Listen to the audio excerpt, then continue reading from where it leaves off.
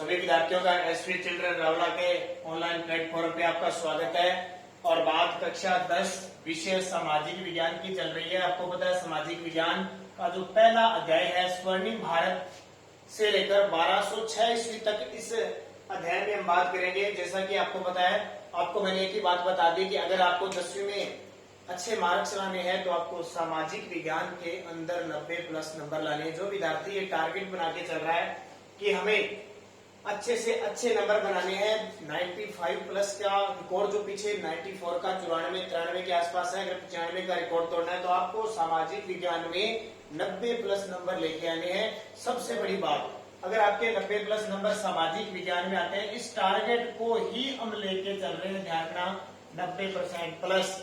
इसी वजह से स्पेशल मैं आपकी क्लास लगा रहा हूँ, तो जो विद्यार्थी इसका पूरा फायदा उठाएं, बढ़िया तरीके से पढ़ते। तो पहला पाठ है अध्याय प्रथम, इतिहास से संबंधित है। इसमें सारी बातें किसकी आ रही है? इतिहास की। और स्वर्णिम भारत पिछले 10 वीडियो में आपको दे चुका हूं, इसमें लगातार। और आज पिछले वीडियो में हमने पढ़ा शुंग वंश और सातवाहन वंश, गौतमीपुत्र, सातकर्णी, सिमुक, ये 27वें शासक, 23वें शासक, हमने सारी बातें पढ़ ली। अब हम पढ़ेंगे बड़ा वंश आता है गुप्त वंश। मौर्य वंश के बाद अगर सबसे बड़ा शासन व्यवस्था का मामला आता है तो गुप्त वंश का। और ये गुप्त वंश 275 ईस्वी से 550 ईस्वी तक चला। कब से कब तक? 275 से 550 ईस्वी तक चला। क्यों? क्योंकि कुषाणों की सत्ता समाप्त हो चुकी थी। कुषाण वंश है वो लगभग 250 के आसपास इसकी सत्ता है वो समाप्त हो चुकी थी। और अब क्या हुआ? गुप्तों के द्वारा एक शक थे, ठीक है। हमने सातवाहन में कौन से शक पढ़े थे? क्षत्रप शक पढ़े थे, महाराष्ट्र में जो थे। अब हम शक पढ़ेंगे यहाँ पे कौन से? एक शक है, दूसरे जिनका नाम है, एक नया ही वर्ष आता है मंडियार। कौन सा? मुरुंडे। मुरुंडे शक। शक मुरुंडों को हराया किसने? इन शकों ने। और गुप्त वंश की शुरुआत की श्री गुप्त ने। किसके द्वारा? श्री गुप्त। गुप्त वंश का क्या था? संस्थापक था। लगभग इसने 275 ईस्वी में इस वंश की स्थापना की थी। श्री गुप्त ने गुप्त वंश की स्थापना कब की थी? 275 ईस्वी में की थी। और इसका पुत्र था घटोत्कच। इसका पुत्र कौन था? घटोत्कच। ये अगला शासक बना।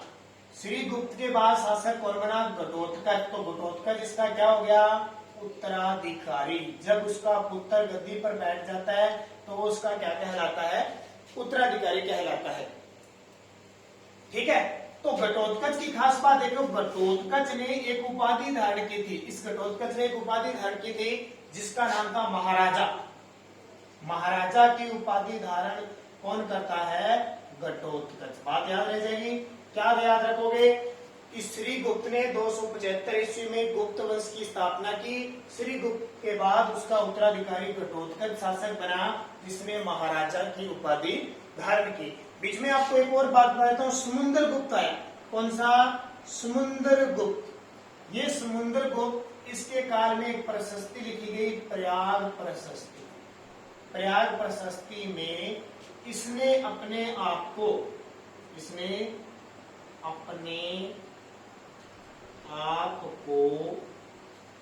श्री गुप्त का परपोत्तर कहा है। परपोत्तर कहा है, ठीक है। समुद्रगुप्त के काल में एक प्रशस्ति रखी गई। अब ये प्रशस्ति का मतलब क्या होता है? पत्थर पे लिखी जाती थी, ऐसे पत्थर पर। और प्रशस्ति राजा की प्रशंसा में लिखा जाता था, वो प्रशस्ति होती थी। राजा की प्रशंसा में लिखी गई कोई भी बात जो पत्थर पे अंकित होती थी, प्रशस्ति होती थी। और जिस स्थान पे लिखी जाती थी वो जैसे प्रयाग। आपने नाम सुना होगा इलाहाबाद। नाम सुना है ना आपने? इलाहाबाद, उत्तर प्रदेश के अंदर इलाहाबाद। सबसे पहले इस इलाहाबाद का नाम था प्रयागराज। जब ये हिंदू शासक थे ना, ये गुप्त मौर्य सारे हिंदू शासक थे, उस समय इस इलाहाबाद का नाम था प्रयागराज। फिर जैसे मुसलमान शासक आए, इन्होंने इसका नाम क्या रख दिया? इलाहाबाद। और वापस अब अपनी मोदी की सरकार है, नरेंद्र मोदी भाजपा की सरकार, उसने वापस क्या नाम रख दिया? प्रयागराज रख दिया। तो प्रयाग में ये प्रशस्ति लिखी गई, तो इसका नाम क्या है? प्रयाग प्रशस्ति। और आगे जब समुद्रगुप्त पढ़ेंगे तो वहां पे इसका नाम इलाहाबाद प्रशस्ति भी आएगा। तो समुद्रगुप्त ने प्रयाग प्रशस्ति में अपने आप को श्री गुप्त का प्रकोत्तर कहा है। और घटोत्कच ने कौन सी उपाधि धारण की थी? महाराजा की। याद रख लेना, बहुत इंपॉर्टेंट है, जब एग्जाम में पूछा जाएगा तो सीधा सीधा क्वेश्चन पूछा जाएगा। अब देखिए अगला शासक कौन सा आता है। अगला शासक आता है घटोत्कच के बाद चंद्रगुप्त प्रथम। घटोत्कच के बाद शासक आता है चंद्रगुप्त प्रथम आएगा, क्योंकि द्वितीय भी आएगा इसलिए इसका नाम क्या हो गया? प्रथम। 320 से ईस्वी से लेकर 335 ईस्वी तक ये चंद्रगुप्त राज करता है। और ये किसका पुत्र होता है? तो घटोत्कच का पुत्र होता है। किसका पुत्र होता है? घटोत्कच का पुत्र होता है। कहने का मतलब सबसे पहले गद्दी पर आया श्रीगुप्त, फिर घटोत्कच और फिर कौन आया? चंद्रगुप्त प्रथम आया। ये किसका पुत्र? घटोत्कच का। याद रह जाएगा। अब ध्यान रखना, इस चंद्रगुप्त प्रथम ने, इस घटोत्कच ने कौन सी उपाधि धारण की? तो इस घटोत्कच ने जो उपाधि धारण की थी वो थी महाराजा। कौन सी थी? महाराजा थी। अब इसका पुत्र चंद्रगुप्त प्रथम इसे ताकतवर था, तो इसने कौन सी उपाधि धारण कर ली? तो इसने उपाधि धारण कर ली महाराजा धीराज। महाराजा धीराज की उपाधि धारण करने वाला कौन था? चंद्रगुप्त प्रथम था। ये बात होगी। इसने क्या किया? लिच्छवी वंश की राजकुमारी से, या राजकुमारी का नाम अगर आप देखना चाहते हो तो लिच्छवी वंश की जो कुमार देवी थी, इसका नाम भी क्या था? कुमार देवी था। उसे इसने क्या की थी? शादी की थी। ध्यान सुना, कुमार देवी। लिच्छवी वंश की राजकुमारी थी कुमार देवी। कुमार देवी से इसने क्या की थी? शादी की थी। वंश की कुमार देवी से शादी की। और 319 ईस्वी में गुप्त संवत चला। गुप्त संवत जैसे होता है ना, विक्रम संवत, शक संवत, ये सारे संवत होते हैं। उसी प्रकार इस चंद्रगुप्त प्रथम ने कौन सा संवत चलाया? 319 ईस्वी में। हालांकि एक अधिक कब बैठा था? 319-20 में बैठा था। तो इसकी खुशी में इसने कौन सा संवत चला दिया? गुप्त संवत चला दिया। ध्यान रखना। तो ये किसकी बात होगी? चंद्रगुप्त प्रथम की बात होगी। चंद्रगुप्त प्रथम के बाद जो शासक बनता है उसका नाम आता है समुद्रगुप्त। उसके बाद में शासक कौन बना? समुद्रगुप्त। ये लाइन से आपको याद रखने, कब कौन बना, कब कैसे बने, सारी की सारी चीजें याद रखोगे तो याद रहेगी, वरना ये याद नहीं रहेगी। ध्यान रखना। तो अगला शासक कौन सा आता है? समुद्रगुप्त। अब ये समुद्रगुप्त की कहानी देखिए। समुद्रगुप्त आप 335 ईस्वी, ठीक है, ये चंद्रगुप्त मौर्य का उत्तराधिकारी था। तो 335 से 380 ईस्वी तक इसने राज किया। किसने? समुद्रगुप्त ने। उत्तराधिकारी किसका था? चंद्रगुप्त प्रथम का। उत्तराधिकारी चंद्रगुप्त प्रथम, याद रखना। अब इसने नीतियां कौन सी बनाई? तो इसने जो नीतियां बनाई साम्राज्यवादी नीति की, साम्राज्य विस्तार की नीति अपनाई। यानी अलग अलग क्षेत्रों में इसने आक्रमण किया। इसके लिए इसने नौसेना तैयार की। नौसेना तैयार कर ली अलग अलग साम्राज्य को जीतने के लिए। इसने समुद्रगुप्त ने जीतने की। और हमेशा ये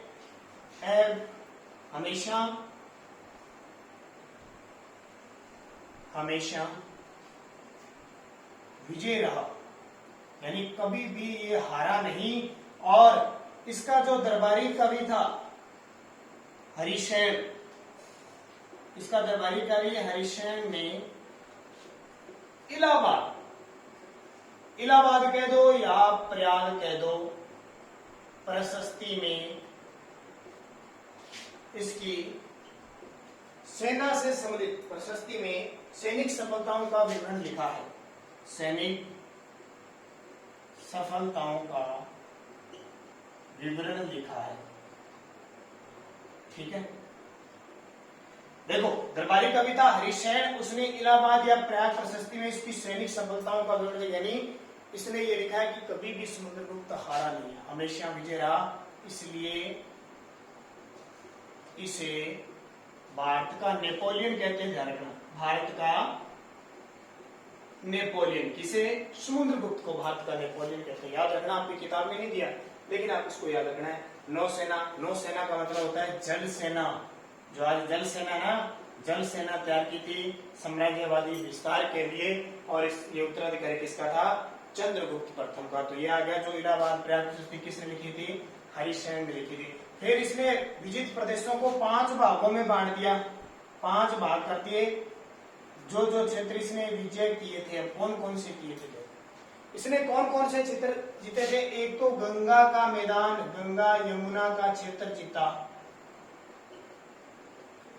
एक पूर्वी हिमालय का क्षेत्र जीत लिया इसने,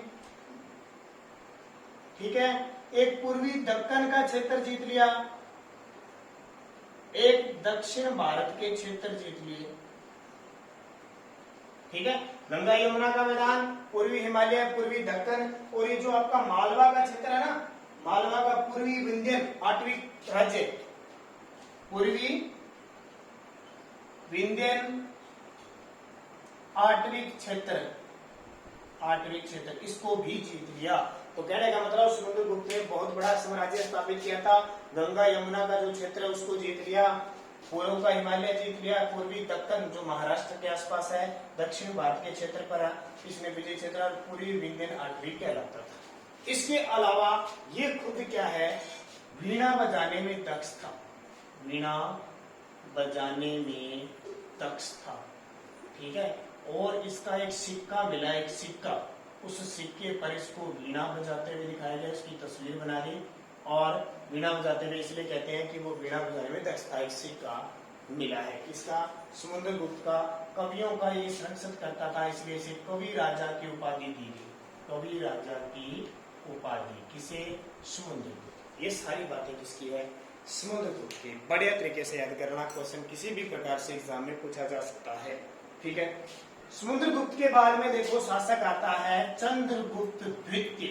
कौन आता है? चंद्रगुप्त द्वितीय आता है। देखिए चंद्रगुप्त द्वितीय कब से कब तक आता है? तो चंद्रगुप्त द्वितीय मैं लिख देता हूँ, द्वितीय 380 ईस्वी से 412 ईस्वी, 380 ईस्वी से 412 ईस्वी। ये पुत्र किसका था? तो ये पुत्र था समुद्रगुप्त का।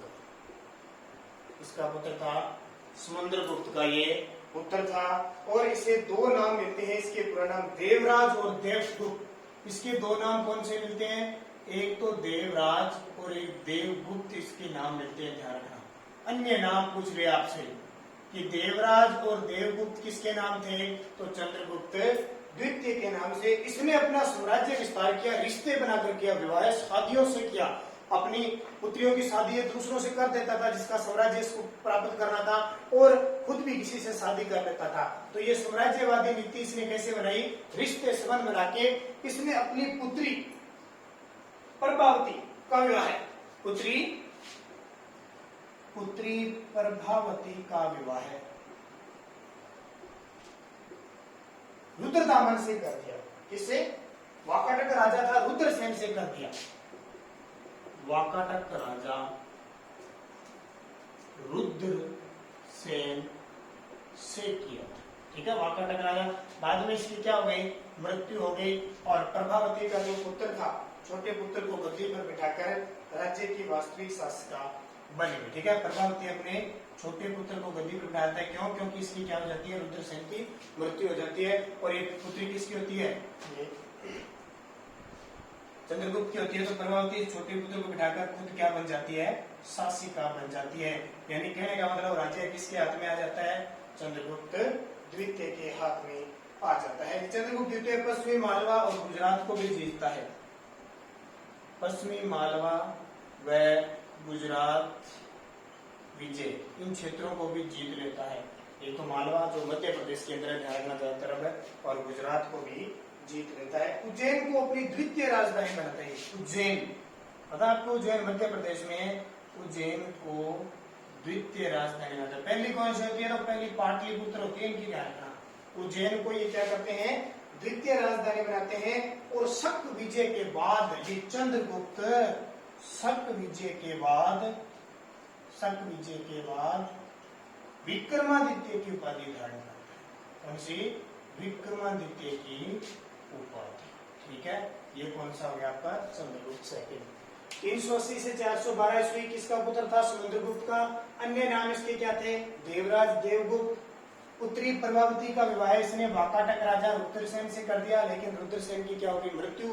तब प्रभावती अपने छोटे पुत्र को राजा बना देती है और खुद वास्तविक शासिका बन जाती है। चंद्रगुप्त पश्चिमी मालवा और गुजरात विजय प्राप्त करता है, उज्जैन को द्वितीय राजधानी बनाता है और शक विजय के बाद विक्रमादित्य की उपाधि धारण करने वाला कौन सा है? इसका नाम हो जाता है बाद में चंद्रगुप्त विक्रमादित्य। दो शासक और आ जाते हैं, कुमारगुप्त और देव स्कंदगुप्त। इनके बारे में अगले वीडियो में चर्चा करेंगे। थोड़ा वीडियो हमारा लंबा हो जाएगा ताकि आप इसको आराम से पढ़ सको। 10वीं क्लास खास करके इस पे फोकस रखना है।